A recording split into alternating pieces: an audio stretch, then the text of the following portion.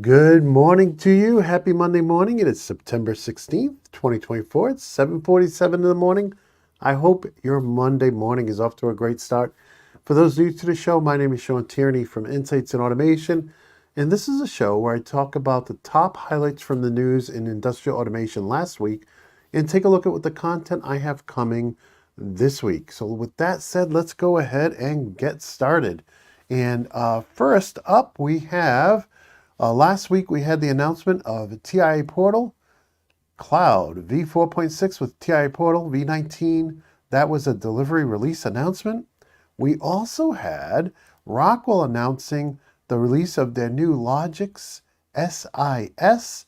If you missed the show last week, basically I believe this is redundant safety controllers with safety IO, but it's strictly Flex 5000 IO. And from there, we go over to Keyence. They had a big announcement, and it was their next generation PLC. Very interesting product. It has this built-in machine operation recorder, which was very interesting. And we also had a new product from P&F. This is their PGV positioning systems with TCP, IP, or Ethernet, IP, and Profinet. And I think Profibus as well as CANopen. So from there we had also Bauma release their new UF200 extra flat ultrasonic sensors, and Banner was highlighting their S15L, the indicators, let's see what these have. The M12 connectors with an inline indicator. So, if you had a photo eye and you want to see if it's on or off and it's really far away, you can't see a little blinky light at the top of the unit, or maybe an inductive prox and the back of the prox is pointed the wrong way, throw one of these on there and you'll be able to see it for quite a ways away. Bill Weedman also had an article about their OSI 5 counter modules. These are made extra small, so they're 2 counter inputs, or you can use, if you're only using 1 counter, you can use the other as digital I/O. And these are designed to fit right in cable duct. So, finally, the last new product we were following from last week is the new BMF T-slot magnetic sensor from Beluf. Okay, now, all of those links, by the way, and all the links I'm going to be covering, you'll find them all at theautomationblog.com. And if you want to see the full news shows or just the headline shows, you can do that by going over to theautomationblog.com and choosing news headlines and shows. And you'll see this. So this was Tuesday's episode, and this was Thursday's episode, and all the links I covered in both those days, you'll find in those 2 posts. Now, as far as what's new at the Automation School, I'm spending a lot of time this week upgrading my trainers. You can see I get those 4 Allen Bradley Great Case trainers, and I'll be upgrading them. I'm adding a bunch of relays, going to add some 4 more fans to use as motors. I'm going to be doing some analog with them. There's limitations on the one that has the control logics in it because of there's not a lot of room in the case when you have that chassis in there. Almost makes me want to buy a 7 slot so I can get some room, get a DIN rail in there. But in any case, we do have a training course on Thursday, so with in-person training, so there'll be no news show on Thursday. But I'm looking forward to it. I'm going to be writing some programs that try to trick the students up, because these guys are really smart. And so I'm going to try to trick them up so that to see if I can stump them in their troubleshooting. But in any case, let me go on to the next slide here.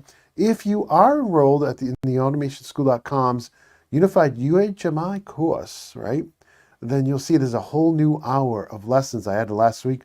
Plus, I created a simulation program for S7 for PLC Sim, so you don't have to have a PLC.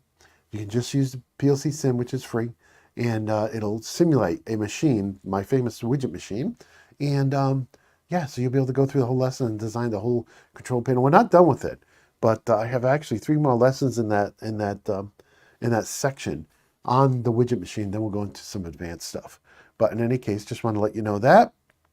And as far as the automation show, I did get the hard drive in last week. I was having problems with the hard drive, and I couldn't finish the Slick 500 episode. Now, depending on if I'm ready for the in-person training class before Thursday, if I have extra time, I will film the the SLC 100, Slick 100, getting started video. So the full-blown production, which will probably be a half an hour, 45 minutes, that's going to be for members who subscribe at $10 a month. But I will do a freebie episode of the Automation Minute, kind of hitting the highlights for those people, especially those people overseas who $10 is like, that's like your monthly rent, right? So we hear from them all the time, and we want to produce free stuff for those folks who can't afford the $10 a month. So with that, we go over to the Automation Podcast. So last week, we released our episode with Schneider. This is sponsored, so there's no ads in it. Thank you very much, Schneider. And they're just great to work with. So many of these big vendors are just great to work with. But in any case, and even the small vendors, some of the small vendors like Opto22 and Horner Automation are great to work with as well. But in any case, that is a great episode. If you want to hear about a VFD or VSD that can connect directly to your solar panels, like put the power right on the bus, that's the episode you want to check out. Now, this week, I think we're going to go with Metla Toledo. I got to check the audio quality. I was hearing some extra hiss that I hope I can take out. But so we'll probably do the Metla Toledo has this great new product I want to share with you guys. Goes directly on Profinet or Ethernet IP. We also have a sponsored episode from MicroSci. Very interesting people and what they do. So I want to get that out to you guys too. Both of those are sponsored, so no commercials.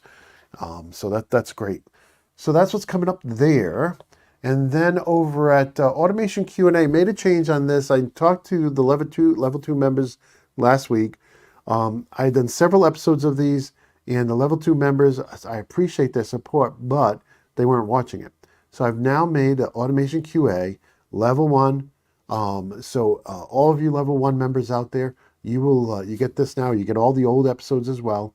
And I got a poll up for the level 2 supporters to see if they want me to do something. I've also offered to do an evening edition of this for them, but I want to wait to get some feedback. If they just want to support and they're not worried about getting something extra, that's fine too. But I did want to let all the level 1 members know that this Automation Q&A, not only is it available for students, it's available for level 1 members now. You can go back and watch all the old editions. And if I run out of questions each week, and I invite even anybody in the public to send in questions, but if I run out of questions, I start going through. Right now I'm going through the widget machine and how to solve that. Then we'll go through, I got like 3 or 4 automation simulators that we'll go through and solve all the problems in. So that's Friday. Now, I'm still looking for somebody who knows something about this guy. It was donated to me a while back, and this is a Cymax Model 300, and this is a great trainer. I have not even plugged it in. I haven't cleaned it up, but I have it displayed right out here in what I'm calling the Automation Museum kind of display area. I actually don't have the funding to actually open a full museum yet, but I do hope to do so in the future. But in any case, I'd love to put where the sign is here, a little write-up on, what is it, right?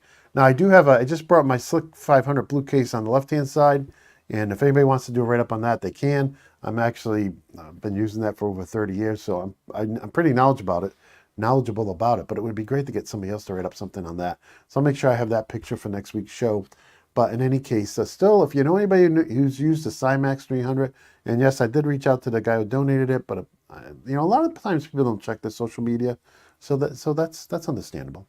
But in any case, just want to let you guys know that. And at some point in the future, it's probably going to be next year, I'm going to do a little fundraiser to try to raise the $2 or $3 grand I need to launch the Automation Museum as a legit nonprofit. So when people donate stuff, they can get the tax credit.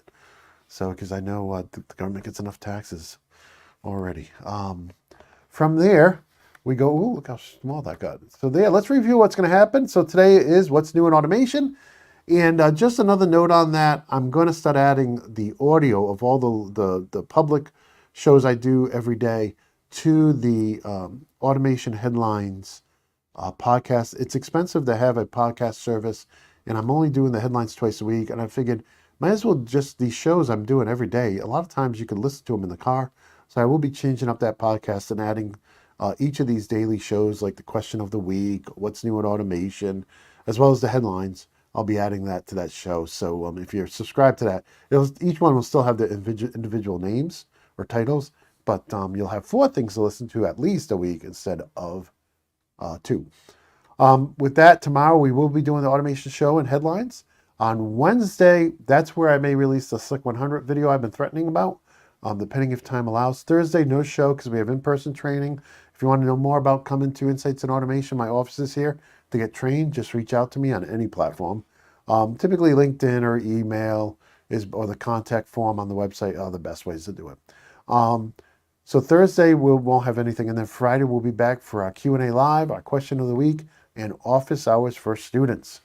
And with that, I think that's everything that's new in automation.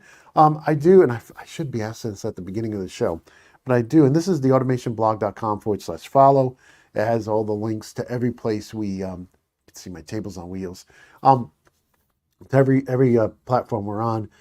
If you do enjoy these shows, whether it be What's New in Automation, Automation News Headlines, the Automation Show, Question of the Week, please give us a like, a sub, and a share. It's the only way to grow our audience, only proven way to grow our audience. If you're not a millionaire, you can't spend millions with the advertising agencies. So we appreciate that. It helps us get new vendors to come on the show. It helps us get new samples to cover in our videos. So please give us a like, a sub, and a share. And I just, ending the show here, I just want to wish you all good health and happiness. And I hope you guys have a great Monday. And until next time, my friends, peace.